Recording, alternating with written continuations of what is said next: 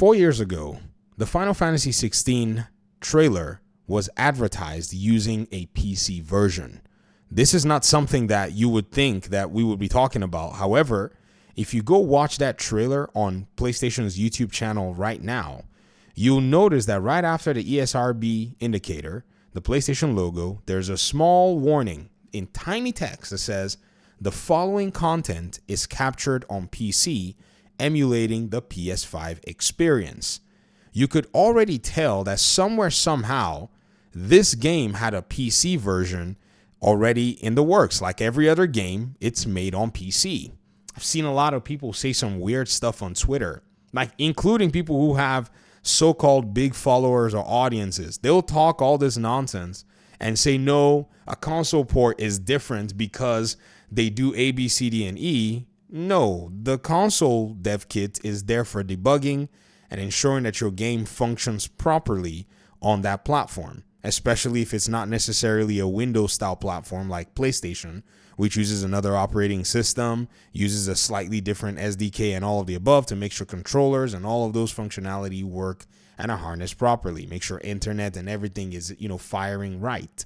That's why you have your development kit. But what's more important in this is the times have changed. I want to ask you guys in the comment section, do you really think that PlayStation has, number one, lost its strange hold on money-hatting third-party games? And number two, do you think if they even went ahead and still kept money-hatting, it would in any way affect Xbox or even be significant enough for Xbox right now with its mega gigantic platform and ecosystem to even be bothered to notice? I'll answer on my part. The comments are open for you to answer. Number one, I already think that the strange hold is waning and wearing away. I wouldn't say it's fully gone.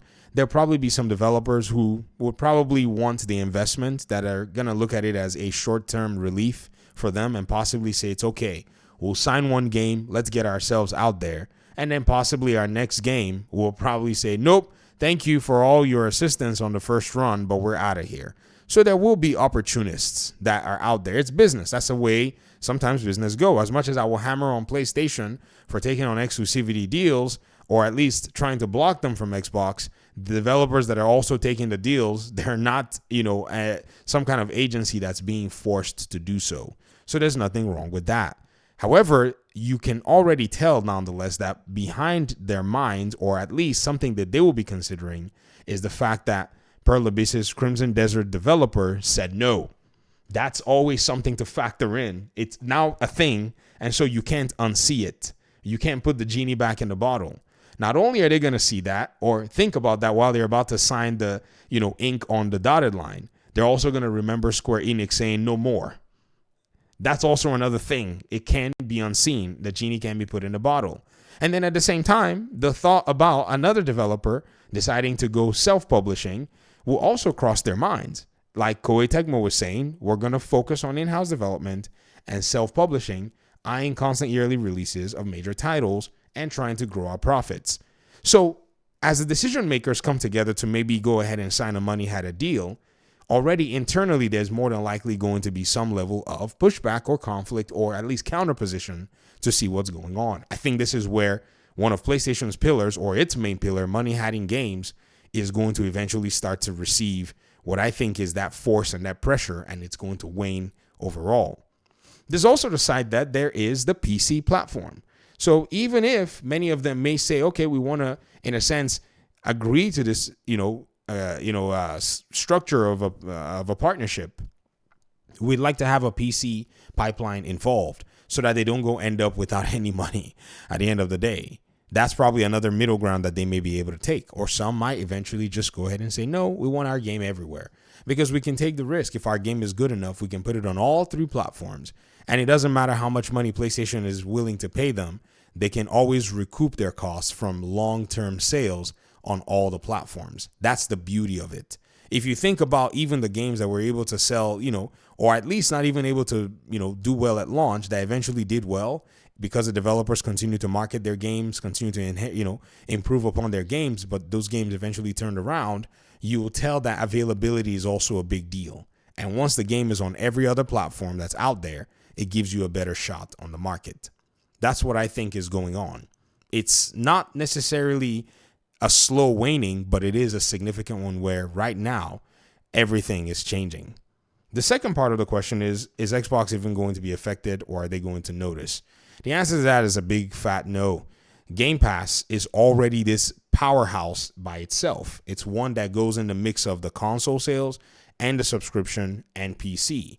So with Game Pass being on PC and being on consoles, being able to provide games that are coming out on the Xbox ecosystem for players to be able to explore, try out, and possibly buy, it makes no sense for them to actually be worried about that, seeing that they have a huge pipeline of a number of games that are going to be coming to their ecosystem. In fact, I don't think they need to even bother looking outside. I think right now they're in a place where they have enough to manage. And that's it. I'm not saying that they have too many games or whatever it is. I mean, I may have said that before, but no.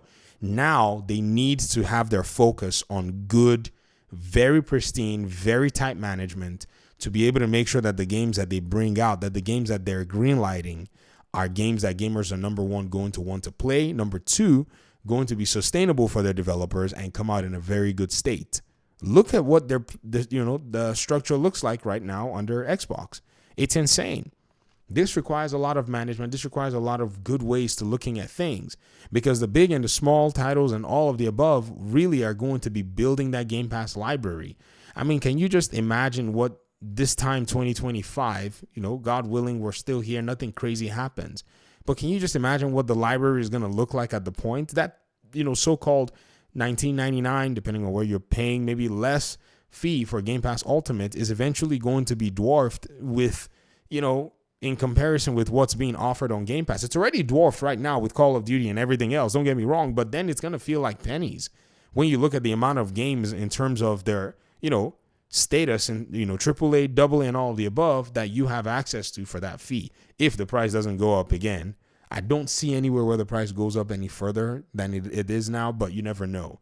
But even if the price were to go up and they put those games that are coming very soon on the platform, it still will make sense. But I think they now realize that having their PC pipeline, day one, making sure everybody's excited about the game, it really makes sense where they probably may not need to do so. And then now that they also realize that they have PlayStation as an option, then they most definitely don't need to raise the prices. Because Xbox, rather than raise the prices on Game Pass, port that game to PlayStation, please.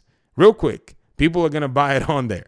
Because for the most part, right now, PlayStation really doesn't have much in its pipeline other than, say, the games that we saw from Insomniac, possibly some other projects from its flagship studios. But a lot of its studios that are delegated to make games are making either live service games or they're getting shut down because they're not doing any work. Xbox, on the other hand, has a lot to manage, and this is where I see its weakness. It's not all fine and dandy. For those of you who are Xbox fans, they still have to do some real serious work for the next decade to ensure that they have this thing nailed down, where they can provide value and provide games and provide a subscription that keeps gamers, in a place where financially they're not bankrupt because they're trying to buy these Xbox games. But these are my thoughts about money having going on forward. I strongly believe that PlayStation has pretty much lost a huge chunk of that pillar on its base. It's really bad seeing how these three companies came out. And I think other companies, even though they might want to get in bed with them, no one's going to be doing that Final Fantasy triple game deal or double game deal with them ever again. It's just a big risk that they just probably can't afford. Talk to me in the comment section. Let me hear your thoughts. Hopefully we'll talk pretty soon in another one. Peace out.